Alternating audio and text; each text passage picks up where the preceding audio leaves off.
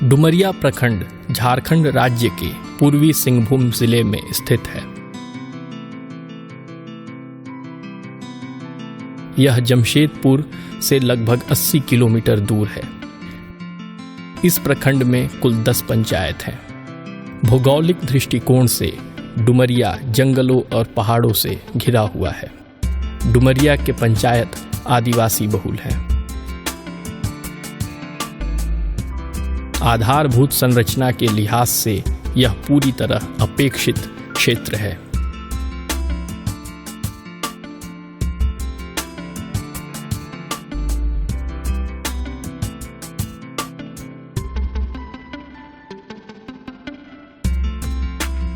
डुमरिया प्रखंड का जनजीवन खेती और जंगल पर आश्रित है।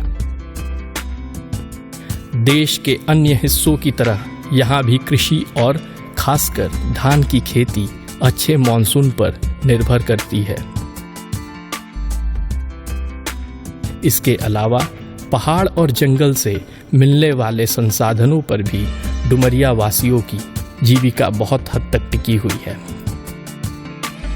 डुमरिया के सर्वांगीण विकास और यहाँ के आदिवासी समुदायों को उनका अधिकार दिलाने के लिए श्रमजीवी महिला समिति कई वर्षों से प्रयासरत है।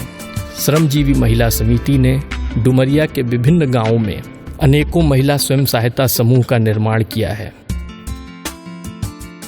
मेरा नाम सुशीला नायक है। हम लोग का ग्रुप का नाम मां मनसा है। हम लोग का सदस्य 15 आदमी हैं, 15 जन है। पैसा कुछ जमा करते हैं, कुछ शादी उदय में होगा तो फिर देते हैं, फिर उसको पैसा उन लोग का हो जाने से दे देते हैं। फिर आधा पैसा दे देते हैं बैंक में और आधा अपने आपस में रखते हैं।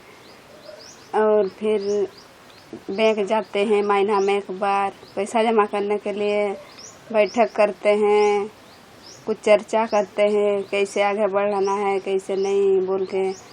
किसी का बच्चा बीमार हो गया तो उसको पैसा की ज़रूरत है, उसको पैसा देते हैं।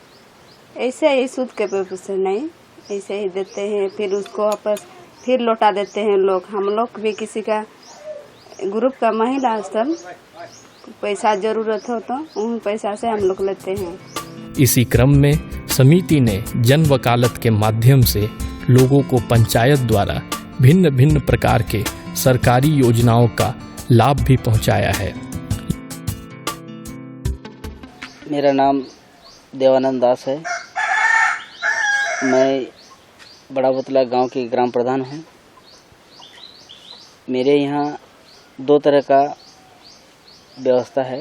एक पारंपरिक व्यवस्था जो कि बहुत पहले से होता आ रहा है, जो प्रधान व्यवस्था है। दूसरी है संवैधानिक व्यवस्था, जिसके तहत मतलब त्रिस्तरीय जो व्यवस्था है, उसमें वार्ड मेंबर होते हैं, पीएस होते हैं और मुखिया होते हैं। ग्राम प्रधान की जो भूमिका होती है, इसमें गांव को लेकर के विशेष व्यवस्था देखने का जिम्मेवारी होता है, जिससे गांव में हल्का फुल्का किसी पर किस तरह का कोई असमानता बैठती है तो उस चीज़ को समाधान किया जाता है। दूसरी बात है कि जैसे गांव में विशेष परिस्थिति में अगर कोई पड़ गया तो गांव के लोगों का सुझाव लेकर के उस आदमी को किस तरह से उसको सुविधा प्रदान किया जाएगा, ये सहयोग लेकर के हम उस व्यवस्था को संचालित करते हैं। ताकि मतलब जब गांव में निवास कर रहा है तो उसको गांव में रहने का मतलब क्या होता है कि भाई हम जब गांव में है तो हमारा सहयोगी बहुत है। वो किसी भी प्रकार का संकट घड़ी में पड़ता है तो उस व्यवस्था को हम लोग मिल करके गाँव वाले उसको उस समस्या को निदान करते हैं। सरकार की ओर से जो भी सुविधा हमें मिलती है उसमें ग्राम प्रधान की जो भूमिका होती है, ऐसे जो भी काम होता है संवैधानिक तौर पर जो चुने हुए प्रतिनिधि होते हैं उनके माध्यम से गांव तक खबर आती है और वो हमें जानकारी देते हैं।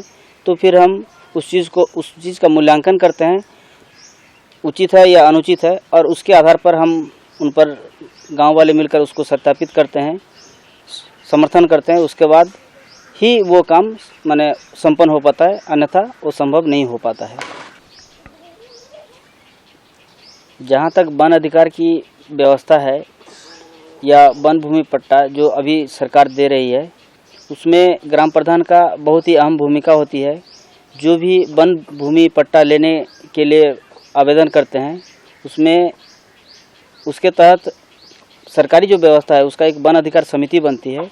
समिति में बहुत सारे मुख्य लोग होते हैं, उसमें अध्यक्ष सचिव ये सब सारे लोग भी होते हैं। उसके बावजूद भी जब तक ग्राम प्रधान का उस आवेदन पत्र में सत्यापन नहीं होगा, उसका स्टाम्प मोहर नहीं पड़ेगा, तब तक सरकार उस विषय पर, उस आवेदन पर किसी भी तरह का ठोस निर्णय नहीं ले पाती है। मेरा नाम बेहुला नायक है और मैं मानिकपुर ग्राम की रहने वाली हूँ और मैं पलासवनी पंचायत की पंचायत समिति सदस्य हूँ। हर साल कुछ योजनाएं आती हैं।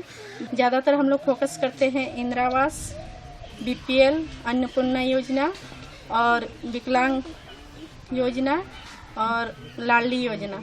इन सब पर हम लोग ज़्यादा फोकस करते हैं क्योंकि इसमें डायरेक्ट हम लोग लाभार्थी ग्राम के ग्रामीणों को मिलती है। लेकिन डुमरिया के सुदूरवर्ती गांव में अब भी बहुत कुछ करना शेष है।